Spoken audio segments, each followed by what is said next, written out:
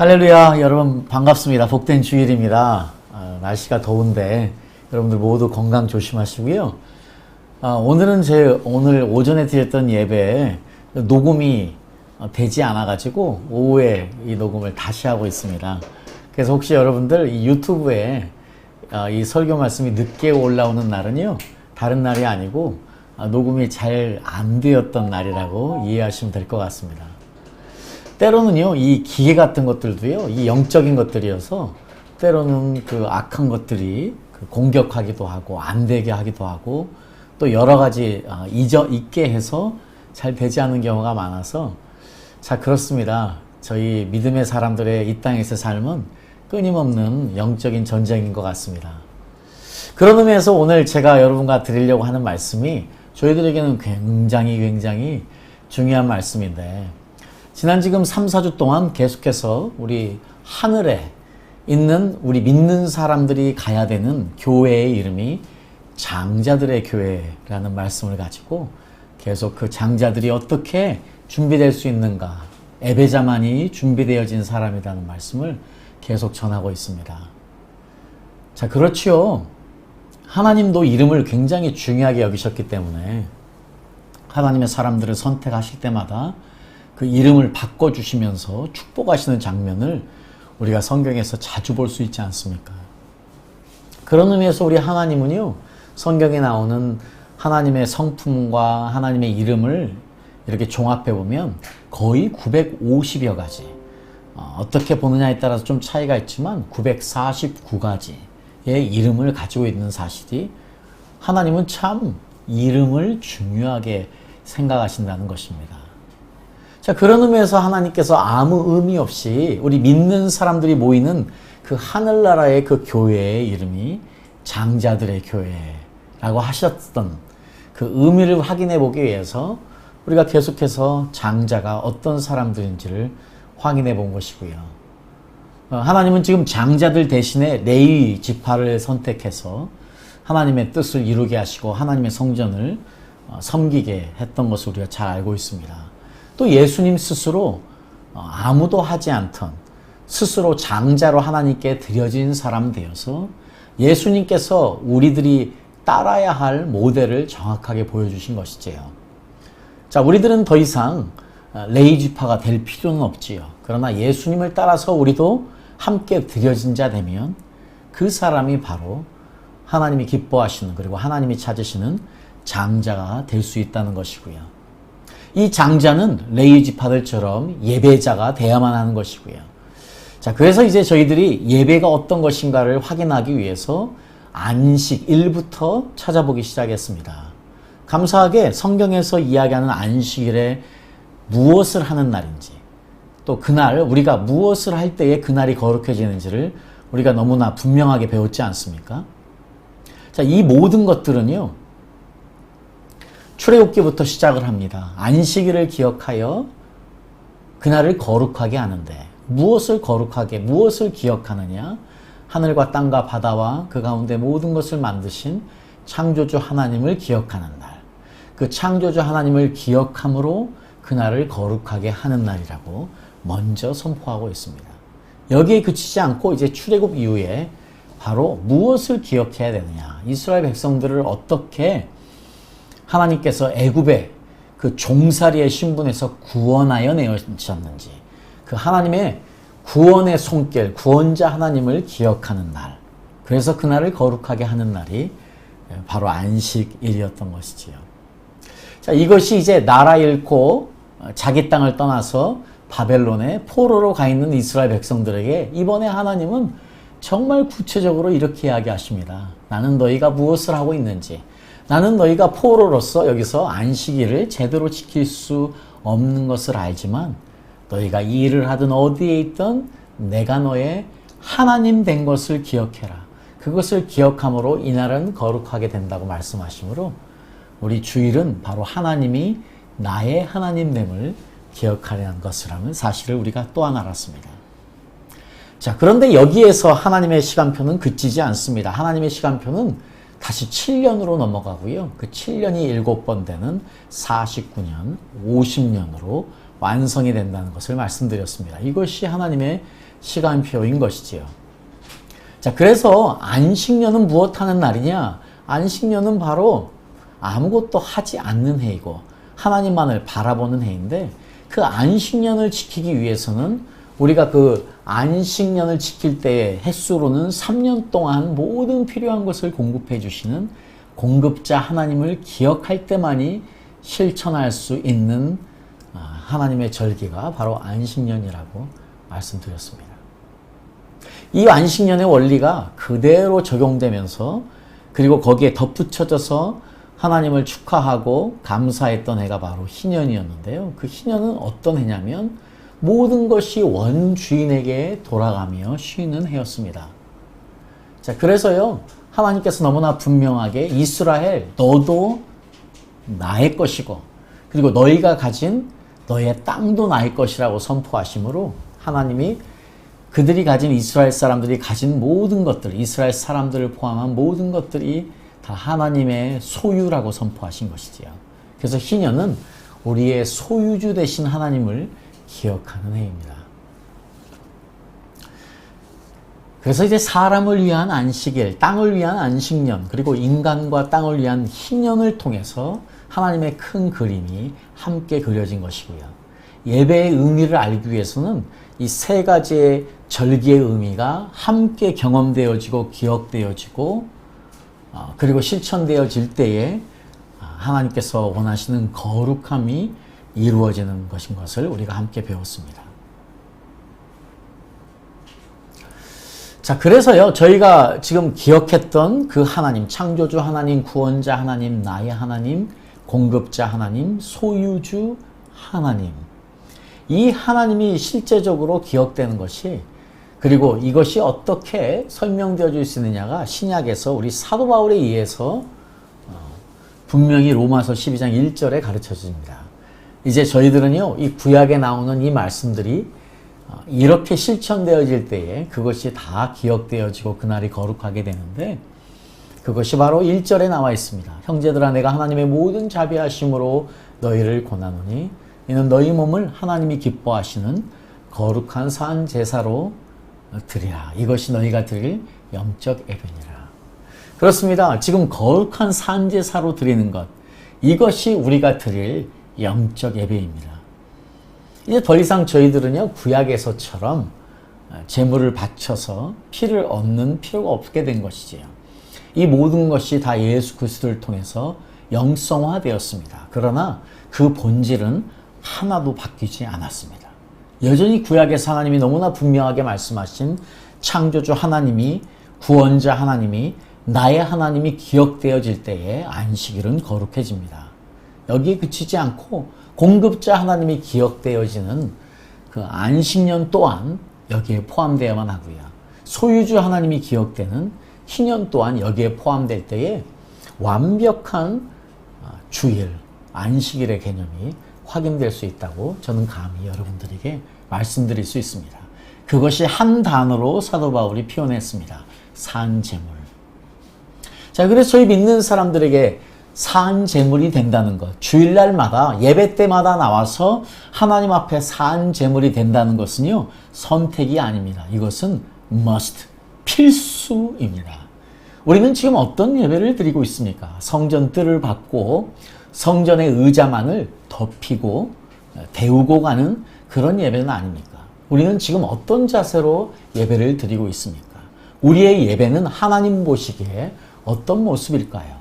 오늘 지금 사도 바울의 이 산제물로 드리라는, 이것이 너희가 드릴 영적 예배라는 이 하나님의 놀라운 선포의 말씀은 우리의 모습, 우리의 예배에 대한 태도, 또 우리 예배 자체를 다시 돌아보게 합니다.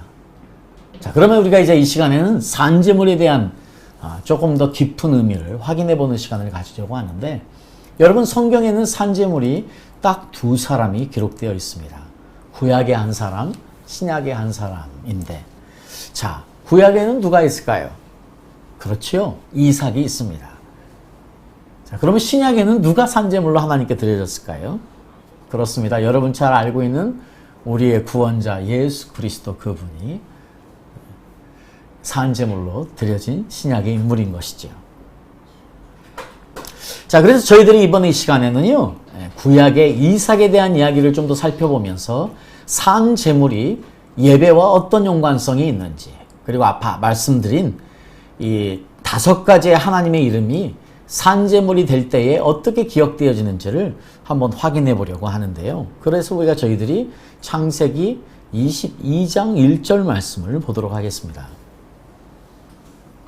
지금 저희들이 이 말씀을 잘 이해하기 위해서는요, 창세기 20장과 21장 사이에 몇 년의 시간이 흘렸는지를 확인해 보는 것도 중요하리라고 생각하는데, 왜 그러냐면요, 지금 우리가 창세기 21장에서 아브라함이 드디어 이삭을 얻습니다.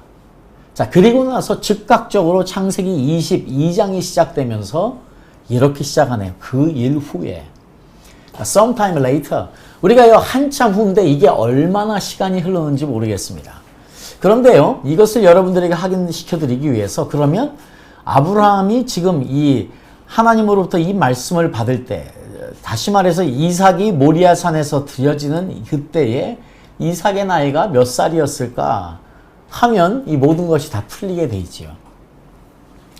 저는 어렸을 때부터 그냥 우리 교사 선생님들이 16살이라는 이야기를 듣고 그렇게 알아왔습니다. 근데 제가요, 실제로 제가 박사학위 과정을 공부하면서 이 구약을 한 6개월 정도 공부했었는데, 그때 이것을 한번 찾아보려고 했더니 이 16살이라는 근거는 어디에도 찾아볼 수 없었습니다. 그렇지만은요, 어쨌든 우리가 흔히 이삭을 이야기할 때, 그리고 많은 주일학교의 공과 공부에도 이때 드려진 이삭을 아주 어린 나이로 표현하는 경우가 많았거든요. 자, 그래서 우리가 그냥 16살이라고 해보겠습니다. 첫 번째 가정. 자, 그렇다면 지금 이제 아브라함이 하나님의 부르심을 하란에서 받고 지금 떠난 그때부터 지금 거의 41년이 된 것이지요. 그러니까 하나님이 지금 아브라함과 이 믿음의 여행을 시작한 아브라함과 함께 하시면서 41년을 기다리신 것이 지금 오늘인 것이지요. 근데 여기에 대해서 또 한 가지, 우리가 특별히 유대문서 중에 미드라시라고요, 모세오경을 주석해 놓은 책이 있습니다. 거기에 보면 이때 이삭의 나이가 36살이라고 이야기를 해요.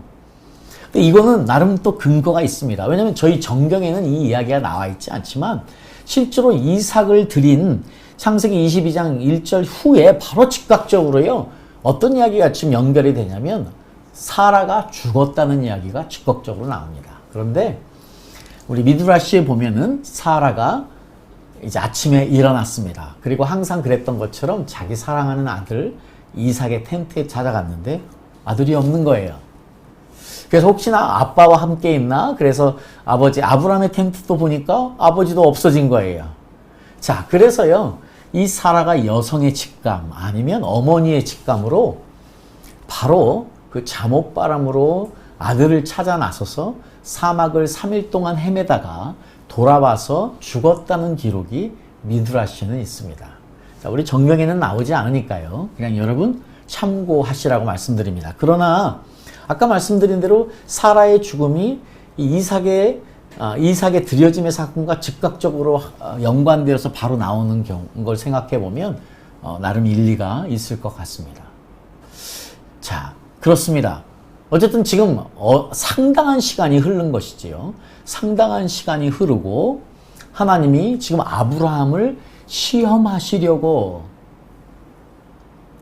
하나님이 아브라함을 시험하신답니다. 자, 시험이라고 하면 우리가 유혹 때문에 당하는 시험일 수도 있어서 이것을 그냥 저는 테스트하는 시험이기 때문에 영어로 써서 테스트라고 하겠습니다. 자, 하나님이 지금 아브라함을 테스트하셨습니다. 자, 그런데요, 우리가 아브라함을 믿음의 조상, 우리의 조상 아닙니까? 아브라함이 거쳤던 이 신앙의 여정을 저는 감히 말씀드리는데 우리 모두가 이 땅에서도 경험해야만 되는 것이지요. 자, 저희가 출애굽기를 보면 하나님께서 이스라엘 백성들을 어떻게 인도하여 내셨는지, 그 출애굽하는 사건, 광야에서 사건, 이런 모든 것들을 보면은요, 실제로 이스라엘 백성들을 인도한 역사일 뿐만 아니고 우리 믿음의 사람들이 이 땅을 걸어갈 때에 우리가 경험하는 많은 광야 생활, 또 우리가 경험해야 되는 하나님의 은혜를 경험하고 내가 죽는 세례를 경험하고, 이 모든 것들이 함께 우리의 삶에서도 나타나기 때문에요, 실제로 구약에 나타난 이 아름다운 이 모든 모습들은 우리가 여전히 경험하고 있는 현재라고 저는 감히 말씀드리고 싶습니다. 자, 그런 의미에서 아브라함이 당한 이 테스팅은요, 우리 모두의 테스팅입니다. 야, 우리도 이것을 떠나서는 할 수 없어요. 자, 지금 아브라함은 선택에 굉장히 중요한 기로에 와 있습니다. 이삭이냐, 아니면 이삭을 주신 하나님이냐. 이 선택의 문제인 것이지요. 너무나 안타깝게도요, 이 선택은 둘 다 선택할 수 없습니다. 그런데 이 선택 문제는요, 너무 쉽습니다. 1번과 2번밖에 없어요. 둘 중에 하나만 정하면 됩니다. 1번, yes. 2번, no. 자, 이 둘 중에 하나만 정하면 되는 50대 50의 싸움인 것이지요. 그래서 그런 의미에서요, 우리 모두는요, 지금 내용은 다를 수 있지만, 우리에게 이 테스팅은 동일하게 주어진다는 사실을 저희가 알았으면 좋겠습니다. 그 어느도 빠져나갈 수 없는, 다 우리도 통과해야만 하는 테스팅인 것이죠. 자, 아브라함이 이 시험을 당했을 때요, 여기서 보십시오. 아브라함이 하나님으로부터 어떤 이야기를 듣는지요. 첫 번째로 하나님이 이렇게 말씀하십니다. 이 시험이요, 뭐와 관련되냐면 내 아들, 내 사랑하는 독자 이삭을 데리고. 자, 하나님은 지금 이삭이 아브라함에게 어떤 존재인지를 이미 아셨어요. 그래서 하나님이 내가 사랑하는 독자 이삭이라고 이야기합니다. 제가 여기에 조금 제 표현을 덧붙여 보면은요, 이렇습니다. 네 아들, 네가 네 목숨보다 사랑하는 독자 이삭을 나에게 데리고 와서 바쳐라. 그렇습니다. 이삭은 아브라함에게 자기 목숨보다 소중한 존재였습니다. 제가 오늘 시간이 없어서 여러 가지 설명을 못 드리지만은요, 아브라함은 자기 아내도 2번이나 판 사람이에요. 자기를 위해서, 자기 목숨을 위해서, 자기의 안위를 위해서. 그러나 우리가 잘 압니다. 롯 조카를 위해서요, 자기 부하들을 데리고 가서 네 나라의 왕들과 연합군과 싸워서 이겨서 승리해서 롯을 구해내는 장면을 우리가 봅니다. 자, 거기에는 여러 가지 많은 의미가 있지요. 아들은 어떻겠습니까? 제가 감히 말씀드리지만 이 아브라함에게 이삭은 자기 목숨보다 소중한 사람이었습니다. 그런데 이 아브라함의 결심이 놀랍습니다. 아침에 일찍 일어났다는 거예요. 물론 아브라함이요, 일찍 하나님의 말씀을 순종하기 위해서 일어났을 수도 있습니다. 그런데 저는 오히려 이거를 이렇게 보고 싶어요. 아브라함이 아마 밤새 잠을 이루지 못했을 거라고도 생각해 봅니다. 아침에 일찍 일어났을 수도 있는 이유, 어차피 잠을 잘 수가 없었기 때문이라고 생각해 봅니다. 아침에 일찍 일어나서요, 두 사원을 깨우고, 그리고 나귀를 준비시키고, 그리고 무엇보다 이 번제에 쓸 이삭을 태울 나무를 쪼개서 그것을 함께 가지고 떠났다고 기록이 되어 있네요. 그런데 참 잔인합니다. 며칠이나 걸리죠, 이 여행이? 3일이나 걸리는 여행이에요. 아니, 그냥 그날 즉각적으로 할 수 있는 짧은 곳에서 제물을 드리라고 했으면 더 쉬웠을 텐데, 이 지금 아브라함의 이 심적인 고통, 아브라함의 이 정말 하나님의 은혜 가운데 들어가지 않았다면 아브라함이 정말 어려운 시간을 3일 동안 가지면서 이삭과 함께 여행을 했을 것 같은데, 그렇게 생각해 보면 참 잔인한, 아브라함에게는 잔인한 3일이었던 것 같습니다. 지금 여기서 여행됐던 이곳을요, 정확하게는 아브라함이 브엘세바를 떠나거든요. 브엘세바를 떠나서 거쳐온 아마 헤브론을 거쳤을 것이고, 그리고 모리아산까지 가는데 아마 베들레헴도 거쳤을 거라고 생각합니다. 지금 이 브엘세바부터 모리아까지 90km예요. 그런데 이틀 동안 우리가 여행을 한 40km씩 할 수 있다고 생각하면 지금 얼마 남겨놓지 않고 지금 예루살렘에서 한 10km 떨어진 어디에서 세 번째 3일을 시작했을 가능성이 높냐면 바로 베들레헴입니다. 실제로 베들레헴에서는요, 이 모리아산이 보인다고 그래요. 자, 그러니까 아마 이틀 동안 여행하고 베들레헴에서 아브라함이 3일째에 이제 일어난 것 같습니다. 자, 그리고 나서 이제 3일째에 일어나서 저 멀리 모리아산이 보이니까요. 사안에게 이르러서 너희들은 여기서 나를 기다려라. 내가 아이와 함께 저기 가서 경배하고 너희에게 돌아오리라. 자, 여기서도요. 아브라함이 지금 우리라는 말을 안 해요. 내가 아이와 함께 저기 가서 경배하고 돌아오리라. 지금 나예요, 나. 1인칭이 사용됐습니다. 지금요, 아브라함은요, 이삭을 데리고 올 생각이 없어요. 아브라함은 지금 이삭을 죽일 거기 때문에 아브라함의 이 표현 하나에도 아브라함의 결심이 잘 녹아있는 것이죠. 내가 너희에게 돌아오겠다지 우리가 너희에게 돌아오겠다는 이야기를 쓰지 않는 이것을 보면 또한 마음이 아픕니다. 자, 그런데 이제 그 가는 장면을요, 22장 6절에 보면 두 사람이 지금 이제 아브라함은 불과 칼을 손에 들고 또 이삭은요, 번제나무를 취하였다고 그러죠. 아마 등에 맸을 가능성이 높습니다. 자, 그런데 여러분 한번 생각해 보십시오. 지금 이삭이 이 번제나무를 등에 맸어요. 적어도 한 10km 되는 거리를 여행해야 되거든요. 이게 웬만한 체력 가지고는 쉽지 않은 것입니다. 지금 두 사환이 두 마리의 당나귀에 싣고 온 그 굉장한 무게를 지금 이삭이 스스로 메고 가고 있는 것이거든요. 그 의미 하나만으로도 이삭이 몇 살인지 그게 중요하진 않지만 적어도 굉장히 건장한 청년이었다는 것을 알 수 있습니다. 실제로 성경에도요, 영어 성경에도 이것을 청년을 lad, 청년이라고 표현되어 있어요. 어떻게 보면 청년이라는 표현이 가장 정확한 표현인 것 같습니다. 그러니까 지금 이제 이삭이 아주 건장했기 때문에 그 자기의 땔감을 메고 10km를 걷고 또 모리아산까지 올라가는데 큰 문제가 없었던 것이지요. 그런데 이미 이삭은요, 가는 길에 이상한 것을 물었습니다. 아버지, 모든 것이 다 준비되어져 있는데 도대체 양은 어디 있습니까? 번제할 어린 양은 어디 있습니까? 하고 묻지요. 자, 벌써 이것을 물었다는 것은요, 지금 그 없는 것, 번제 드릴 양이 없는 것이 이상해서 물었을 것이고요. 자, 이 이야기는요, 즉각적으로 지금 아브라함이 지금 모리아산에 올라가서 번제단을 만듭니다.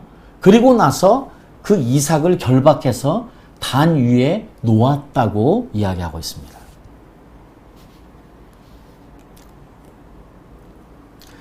여러분, 지금 그 단 위에 놓았다는 이 표현을 여러분들이 그냥 쉽게 넘길 수 있지만 생각을 해보십시오. 내가 만약에 아이를 이삭을 묶었다. 이삭이 자기가 죽을 것이라는 걸 알았잖아요. 그렇다면 최소한 제 생각에 이삭이 이 뻗팅기기라도 했을 것 같습니다.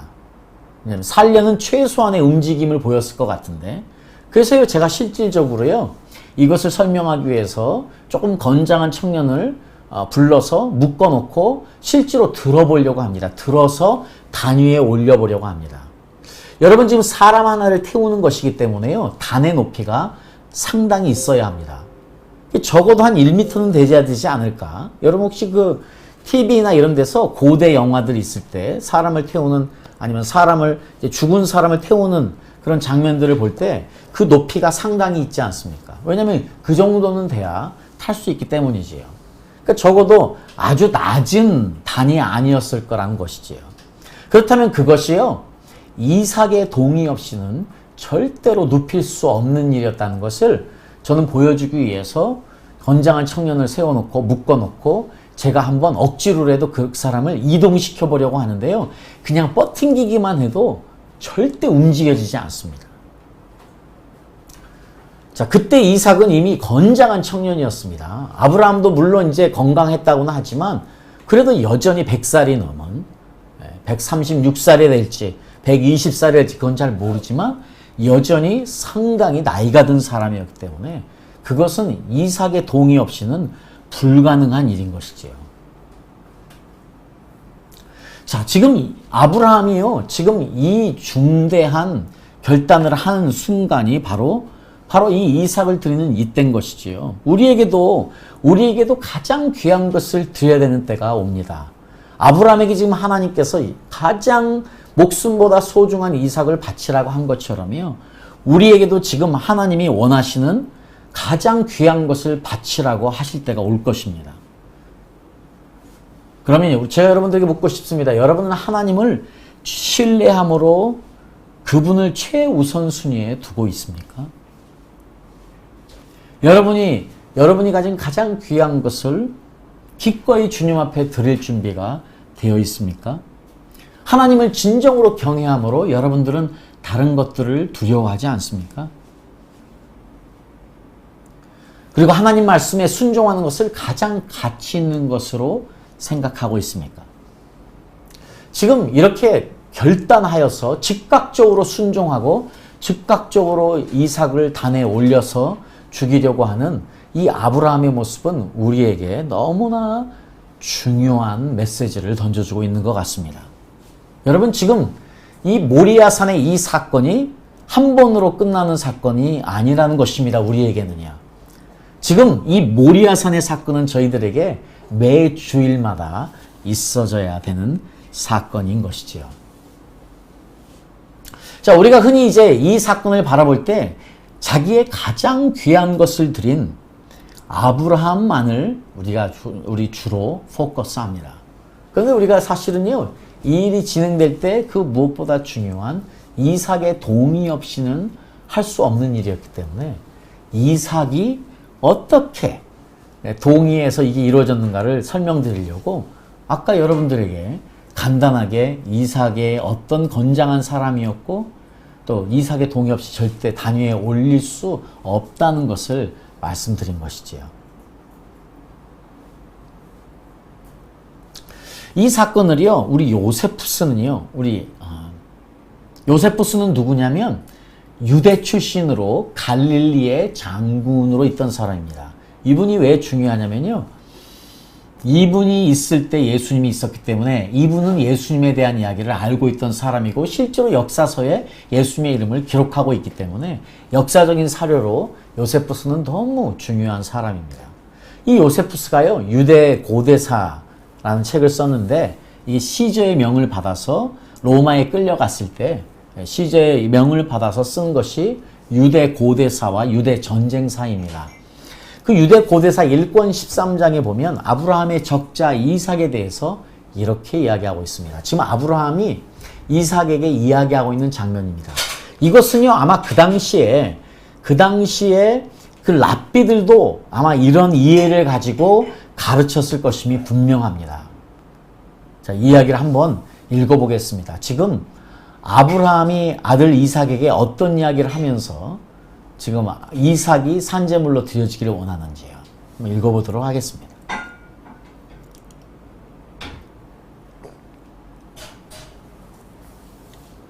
아들아, 나는 너를 얻기 위해 수없는 기도를 하였다. 내가 세상에 태어났을 때 나는 너를 양육하는데 도움이 되는 모든 것을 구하지 않은 것이 없었고 네가 어른으로 성장하는 것을 보는 것보다 더한 행복은 없었다. 따라서 나는 내가 죽은 후 나의 통치권을 내게 넘기려고 했다. 그러나 내가 내 아비가 된 것도 하나님의 뜻에 의한 것이기에 이제 내가 너를 포기하는 것도 하나님의 뜻이니 하나님께서 너를 바치는 것을 아량으로 받아주기를 바란다. 하나님은 나의 신앙을 시험해 보기를 원하신다. 따라서 나는 나의 후원자요 보호자인 하나님이 내게 베푸신 은혜로 인해 너를 하나님께 맡기려고 한다. 내 아들아, 보통 사람들처럼 평범하게 세상을 떠나지 말고 네 아비보다 먼저 희생제물로 만민의 아버지이신 하나님께 가도록 해라. 나는 하나님이 다른 보통 사람들처럼 병이나 전쟁이나 다른 어떤 무서운 방법으로 죽음을 맞지 않게 하시고 너를 이 땅에서 부르셔서 기도와 종교의 거룩한 예식 가운데서 네 영혼을 영접하시고 자기 곁에 두시고 나의 노년에 너를 나의 후원자와 보호자가 되게 하실 것이라고 믿는다. 이런 까닭으로 나는 너를 하나님께 드리는 것이다. 이렇게 되면 너 대신에 하나님이 나의 위로자가 되실 것이다. 자, 지금 이 이야기가요, 아브라함의 마음을 아주 잘 표현해놓은 것 같습니다. 여러분, 그렇지요. 아까 말씀드린 것처럼 이삭은 아브라함에게 자기 목숨보다 귀한 사람입니다. 그런데요, 이 이삭이 어떻게 나왔습니까? 아시죠? 하나님이 75세에 아브라함을 부르시고 나서 내가 너로 큰 민족, I will make you a great nation. 내가 너를 큰 민족이 되게 하겠다고 하셨는데 아브라함은 후사가 없는, 자식이 없던 사람이에요. 자, 그리고 드디어 10년이 지나서 이스마엘을 낳습니다. 그런데 하나님이 이스마엘을 통해서 안 하신대요. 그래서 이스마엘을 내보내게 되고요. 그리고 나서 몇 년이 흘렀습니까? 우리 창세기 19장에 보면은요, 아브라함이 99세 될 때에 하나님이 찾아오셔서 내년 이맘때에 네가 아들을 얻으리라 말씀하시는데 아브라함이 믿습니까? 안 믿습니까? 창세기 19장에 보십시오. 아브라함이 엎드려 가로되 웃었습니다. 아브라함이 웃으면서 이야기했습니다. 그런데요, 여기서 아브라함이요, 하나님이 나타나셨을 때 어떻게 합니까? fell face down. 아주 납작 엎드립니다. 땅에 납작 고개를 숙여서 엎드려서 그분을 맞습니다. 그 이야기는요, 내가 할 수 있는 극 존칭을 표현하는 것입니다. 그 전에 하나님이 여러 번 나타나셨지만은요, 여러 번 나타나시지만 한 번도 아브라함이요, fell face down, 이 얼굴을 땅에 대고 영접하신 적이 없습니다. 그런데 이때는 이미 하나님이 누구신지를 너무 잘 경험했기 때문에 지금 땅에 바짝 엎드려서 그분에게 내가 할 수 있는, 내가 보일 수 있는 가장 극존칭의 예의를 써서 하나님을 맞습니다. 그럼에도 불구하고 아들을 얻을 것은 믿을 수가 없었습니다. 이미 너무 나이 들었기 때문이고 오랫동안 기다리며 포기한 것이지요. 그 이야기를 듣던 사라도 웃었다고 성경이 기록하고 있습니다. 두 사람은 절대 믿을 수가 없었어요. 그런데 어떤 일이 있습니까? 이 믿을 수 없는 일이 사실이 된 것이에요. 일어날 수 없는 기적이 일어난 것이에요. 여러분 한번 생각해 보십시오. 이 지금 믿을 수 없는 일이 아브라함의 눈에 있습니다. 이 이삭이요, 매일 아빠에게 달려오면서 아빠하고 아브라함의 품에 안길 때마다요, 이삭이 뛰어놀 때마다, 이삭이 잠자는 것을 볼 때마다, 여러분 지금 아브라함에게 이삭은 살아계신 하나님의 증거 그 자체였습니다. 자, 지금 아브라함이 몇 살이 됐을 때, 이삭이 몇 살이 됐을 때 이 일이 일어나는지 잘 모르지만 10년, 20년, 30년, 40년 이 기간 동안에 지금 아브라함은요, 이삭을 볼 때마다 살아계신 하나님, 살아계신 하나님, 살아계신 하나님을 외칠 수밖에 없었을 것입니다. 그래서요, 아브라함이 이삭을 얻고 나서 성경에 보면 창세기 14장에 아브라함이 멜기세덱을 만나고 나서 멜기세덱이 기도하는 걸 듣습니다. 멜기세덱이 하나님을 천지의 주제이신 창조주 하나님이라고 하니까 그대로 따라서 하나님을 창조주 하나님이라고 이름을 부릅니다. 아브라함은요, 하나님이 누구신지도 잘 몰랐어요. 그래서 하나님께 예배할 때마다 어떤 이름을 불렀는데 그 이름에 대한 기록이 없습니다. 그런데 멜기세덱을 부를 때는 창조주 하나님이라고 정확하게 부릅니다. 그리고 이삭을 낳고는 어떻습니까? 이삭을 낳고는 영원하신 하나님을 부르는 것이 창세기 21장에 기록되어 있습니다. 여러분, 창조주 하나님, 구원자 하나님, 무엇이 보이십니까? 알파 앤 오메가, 처음과 나중 되신 것. 지금요, 아브라함은 하나님이 누구신가를 정확하게 알았습니다. 언제부터? 이삭을 얻고 나서 드디어 하나님의 온전하심을 완전히 깨닫게 된 사건이었던 것이죠. 그러니까 우리가 창세기 21장과 22장 사이에 지금 상당히 중요한 시간이 있었는데 이 기록이 없는데, 이 기록을 제가 설명드리기 위해서 어떤 일이 지금 아브라함에게 일어났는지, 어떤 마음의 변화, 신앙의 변화, 신앙의 발전이 지금 아브라함에게 있었는지를 설명드리기 위해서 이 말씀을 드리는 겁니다. 지금 아브라함이 즉각적으로 하나님 말씀에 순종하는 것.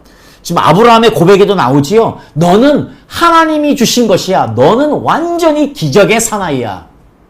하나님의 기적 없이는 도저히 일어날 수 없는 일이 일어났는데 그분이 주신 것을 다시 달라고 하니 나는 너를 그분에게 다시 드려야 되겠다 하는 이야기입니다. 주신 자도 여호와시요, 가져가시는 분도 여호와시요. 그렇습니다. 이 완벽한 고백을 지금 이삭에게 하고 있는 것이지요. 자, 그런데 또 놀랍습니다. 이삭이요, 이 아버지에게 이렇게 반응합니다. 만일 제가 하나님과 아버지의 결정을 거부하고 두 분의 기쁘신 뜻에 순종하지 않는다면 태어날 가치조차도 없었을 것입니다. 비록 아버지께서 혼자 그렇게 결정하셨다 하더라도 순종하지 않는 것은 도리가 아니겠지요. 세상에나. 아브라함은요, 충분히 하나님에 대해서 경험했습니다. 여러분 생각해 보십시오. 지금 아브라함이 하나님의 이 극적인 인터벤션, 하나님의 도우심을 통해서 얼마나 많이 구원을 받았습니까? 도움을 받았습니까? 하나님은 이미 아브라함에 대해서, 아브라함은 하나님에 대해서 너무 많은 것을 경험했어요. 그리고 정말 마지막으로 믿을 수 없는 일이 생겼습니다. 그래서 아브라함은 하나님을 이제 영원하신 하나님으로 기억하게 된 것이지요.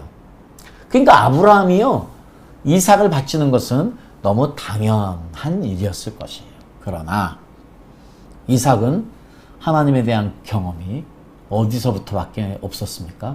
아버지로부터 교육받았습니다. 아버지로부터 하나님이 누구신가를 들었는데요. 이 이삭에게는 아버지로부터 들은 그 하나님으로 충분했습니다. 아버지로부터 들은 하나님이 누구신가에 대한 것으로 충분할 만큼 이삭은 이미 순종적인 하나님에게 순종, 아버지에게 순종하는 사람이 된 것이지요. 그 믿음이 바로 이렇게 나는 순종하겠습니다 한 것이고요. 아버지 아브라함이 자신을 묶을 때에 이삭은 알았습니다. 자기가 희생 제물인 것을요. 그러나 거부하지 않습니다. 그대로 자기 스스로 단 위에 눕게 됩니다. 그리고 드디어 아버지는 이제 칼을 들어서 뽑으려고 하지요. 그때에 주의 사자가 나타나서 이야기합니다. 그 아이에게 손을 대지 마라. 아무 일도 그에게 하지 말라. 내가 내 아들 내 독자라도 내게 아끼지 아니하였으니 내가 이제야 네가 하나님을 경외하는 줄을 아노라. 자, 만약에 이삭의 나이가 이때 16살이었다면 지금 이삭은요, 지금 하나님은 몇 년을 지금까지 기다렸습니까? 41년입니다. 만약 이삭의 나이가 36살이었으면 지금 하나님은요, 언제를 61년을 기다렸습니다. 여러분, 지금 우리에게도요, 우리의 신앙생활이 20년, 30년, 40년, 50년, 60년, 70년 됐습니까? 자, 아무리 많은 오래된 신앙생활을 했다 할지라도 우리는 분명하게 마지막에 이 단계에 와야만 합니다. 지금 하나님께서요, 그리고 났더니 드디어 이제 이렇게 이야기하는 것이에요. Now. 아니, 전지전능한 하나님이 아브라함의 마음을 못 읽었습니까? 압니다. 그럼에도 불구하고 하나님은 아브라함이 직접적으로 행동하기를 원하셨습니다. 그래서요, 실제로 이 유대문서에 보면 지금 우리 정경에는 하나님께서 미리 간섭하셔서 아들을 죽이지 못하게 한 걸로 나오지만 이 미드라시에 보면은 실제로 아브라함이 죽였대요. 미드라시의 후기 경전들, 미드라시도 여러 버전들이 있는데 후기에 나온 버전들을 보면 아브라함이 이삭을 죽였다고 나와요. 그런데요, 그리고 내려왔습니다. 자, 그런데 놀라운 사실은 3일 만에 이 이삭이 부활했다는 것이 기록에 있습니다. 자, 어떻게 보면 유대 문서에 나오는 이것들이요, 더 예수님과 가까운 거 아닙니까? 정말로 그들이 이삭이 이렇게 죽었다가 3일 만에 부활했다면 예수님이 왜 죽었다가 3일 만에 부활했는지, 왜 이삭은 완벽한 예수님의 예표라는 것을 알 수 있는 놀라운 사건 아니겠습니까? 자, 우리 정경에는 거기에 대한 기록이 없지만 중요한 것은 그것이에요. 하나님은 지금 알기를 원하시는 것이에요. Now I know that you fear the Lord. 우리가 하나님을 정말 경외하는 줄을 알기 원하시는데 우리는 그 행동으로 보여야 되는 것입니다. 그런 의미에서 야고보서가 너무 분명하게 행함이 없는 믿음은 죽은 믿음이라고 표현하는 것이 너무 맞는 것이지요. 여러분, 우리는 아직 마지막 테스트를 통과했거나 통과 중이거나 통과하고 있습니다. 아직 마지막 테스트 전에 아직 오시지도 않은 분도 많이 있을 수 있고요. 그렇습니다. 자, 우리 믿음의 여정에서요, 우리도 분명히 거쳐야 되는 것들이 많이 있습니다. 그런 의미에서요, 우리가 아브라함의 인생 여정을 보면 아브라함이 이 인생 여정에서 네 단을 쌓는데 첫 번째는 세겜, 두 번째는 베델, 헤브론, 모리아까지입니다. 여러분 지금 아브라함이 인생 여정에서 하나님과의 계속 여행하면서 이 단을 쌓았던 네 군데, 아브라함이 특별히 세겜 땅에 이르러서 이제 하란을 떠나 세겜 땅에 처음 이르렀을 때 지금 창세기 12장은요 아브라함이 어디에서 나왔다고 이야기하냐면 상수리나무 아래 상수리나무를 이야기합니다. 창세기에 보면 지금 상수리나무 아래 앉았다, 상수리나무에게로 갔다, 이런 표현이 되게 많아요. 그것이 왜 중요하냐? 바로 상수리나무가 십자가를 만드는 재료이기 때문입니다. 그 당시에 창수리나무는 가장 흔한 나무였어요. 어디든 가든지 다 있는 나무였어요. 그렇게 흔한 나무를, 그 흔한 나무를 왜 성경 기자들은요, 왜 굳이 상수리나무 아래 상수리나무에게로 라고 자꾸 표현하고 있을까요? 그것은 바로 영적인 의미가 너무 중요하기 때문이지요. 왜냐하면 바로 이 상수리나무가 십자가를 만드는 나무였기 때문입니다. 지금요 그런 의미에서 세겜 땅에 이르러 첫 예배를 드릴 때 아브라함은 어디에 갔으면 십자가 앞에 영적으로 나아간 것이지요. 그런 것처럼 우리도 십자가 앞에 나아가는 것이 너무 중요합니다. 그런데 거기에서 끝나지 않아요. 아브라함은 그 다음에 베델로 갑니다. 베델은 무엇입니까? 하나님의 집입니다. 하나님의 집을 떠나서는 우리가 살 수 없지요. 아브라함은 베델을 떠납니다. 어디로 갑니까? 애굽으로 넘어갑니다. 살기 위해서요. 그리고 하나님의 도우심으로 다시 베델로 옵니다. 그렇습니다. 우리는 이 땅에서 당하는 많은 아픔과 고통, 어려움 가운데요, 분명히 알아야 되는 것은 하나님의 집으로 와야만 합니다.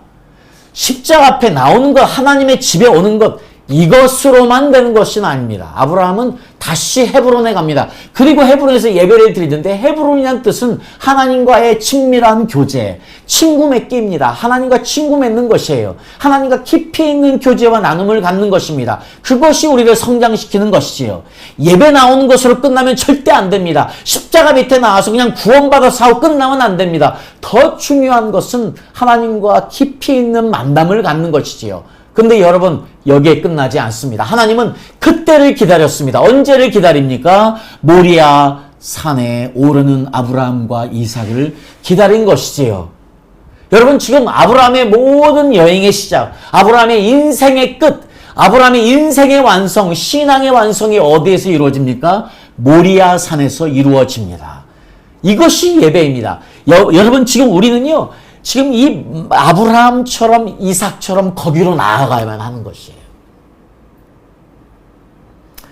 제가 지금 지난 3박 4일 동안 아이들 어린이 영어 캠프를 했는데요. 저희들이 이틀째 되는 날, 이 아브라함이 거쳤던 세겜, 베델, 헤브론, 모리아산 제단을 만들어 놓고 아이들에게 이 영적인 의미를 이야기하면서 이거를 통해서 영어를 가르쳐 주는 시간을 가졌습니다. 그리고 저녁에요, 이 이삭의 이야기를 하면서 우리 아이들에게 이렇게 설명했습니다. 여러분, 성경에 나오는 여러 인물 중에서 가장 편안하고 가장 안락하고 평화스러운 삶을 산 사람이 누군지 아세요? 누구겠습니까? 이삭입니다. 왜요? 이삭은 이미 모든 것이 다 끝났습니다. 어디에서 끝났습니까? 모리아산에서 끝났습니다. 아까 말씀드린 것처럼요, 아브라함은요, 자신이 가장 사랑하는 이삭을 바쳤습니다. 이삭은 어떻습니까? 자기 스스로를 산제물로 드렸습니다. 자, 그래서 요즘 말로 하면은요, 이삭은 자기 스스로 산제물로 하나님께 드림으로 요즘 말로 인생의 대박이 났습니다. 자, 그래서 제가 이 이야기를 가지고 아이들을 초청했습니다.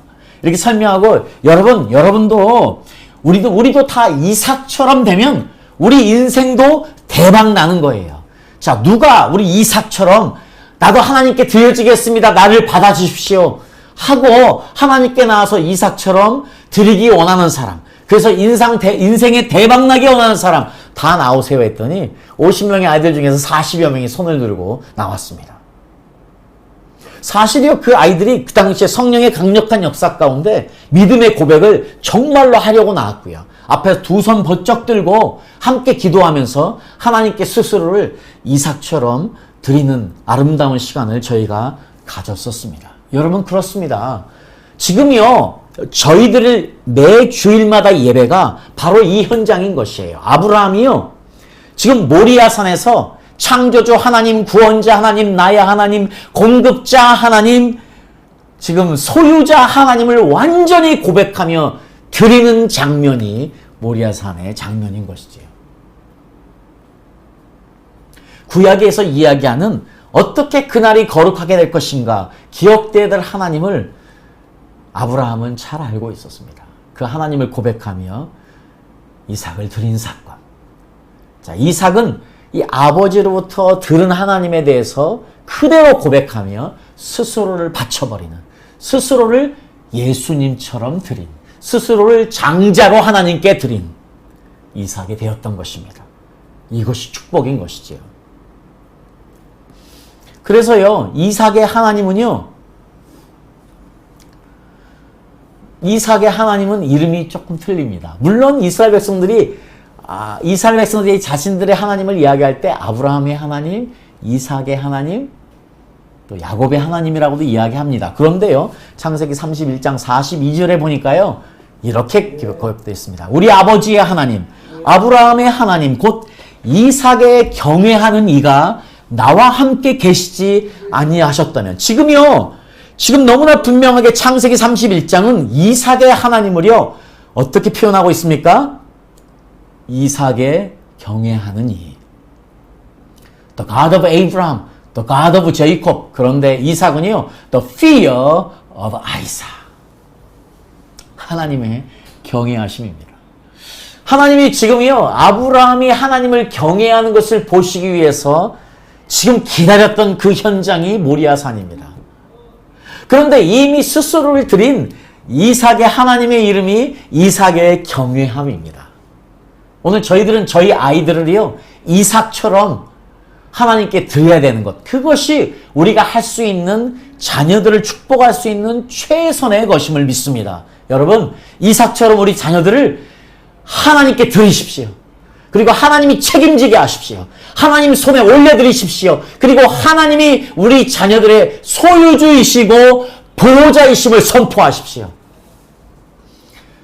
자, 그리고 여러분 스스로도 이삭처럼 산제물로 드리십시오. 여러분이 가진 가장 소중한 것도 하나님 앞에 드리십시오. 여러분, 이 일들이 언제 일어나야 됩니까? 우리가 잘 알고 있는 주일 예배 때마다, 안식일의 예배 때마다 있어져야 합니다. 여러분, 이제 더 이상요, 저희들은 신약의 시대에 살고 있기 때문에 구약에서 이야기하는 7일째에 많이 드려지는 예배가 아닙니다. 지금 7년째에 많이 드려지는 안식년이 아닙니다. 49년, 50년째만 드려지는 희년이 아닙니다. 이제 우리는 마치 희년과 안식년과 안식일이 매 순간마다 있는 것처럼 예배하는 삶을 살아야 합니다. 자, 그것이 바로 예배자인 것이지요. 여러분, 말씀드린 것처럼요, 우리가 가야 될 천국의 교회의 이름이 장자들의 교회입니다. 누가 장자입니까? 예수님처럼 하나님께 드려진 자입니다. 이삭처럼 하나님께 드려진 자입니다. 산제물이 되어진 자들입니다. 우리 모두 이삭처럼, 예수님처럼 산제물 되어서 하나님이 기뻐하시는 예배자가 되어야 될 줄 믿습니다. 여러분, 바로 그 장소가, 우리가 하나님께 산제물이 되어지는 그 장소가 어느 곳이냐? 지성소입니다. 여러분, 성전의 지성소가 어디에 세워져 있습니까? 성전의 지성소가 바로 이 아브라함이 이삭을 드린 바로 그곳 위에 세워진 것이 지성소입니다. 그것이 우리가 드리는 교회가 됐던, 아니면 내 가정이 됐던, 내가 하나님이 원하시고 기뻐하시는 그 산제물이 되는 그곳이 바로 하나님을 예배하고 하나님의 영광이 드러나고 하나님의 임재가 임하는 지성소인 것입니다. 이것이 예배인 것입니다. 우리는 절대로 성전문을 밟고만 지나가는 예배자가 돼서는 안 됩니다. 우리는 성전의 의자만을 데우고 떠나버리는 사람이 돼서는 안 됩니다. 우리 한 사람 한 사람은 정말 준비되어진 마음으로 주님 앞에 나와서 예배하며 산제물이 되어서 누구를 고백합니까? 창조주 하나님, 구원자 하나님, 나의 하나님, 공급자 하나님, 소유주 하나님을 고백하며 소유주 하나님을 선포하며 그분께 내 가장 소중한 것, 내 스스로를 산제물로 드림으로 진정한 예배자가 되는 날, 그날이 주일인 것이고 그날이 매일매일이 될 수 있기를 예수님의 이름으로 축복합니다. 여러분, 우리 모두 그런 예배자 되어서, 우리 모두 그런 예배자인 장자들이 되어서 장자들의 교회, 그곳에서 만날 수 있기를 예수님의 이름으로 축복합니다. 아멘.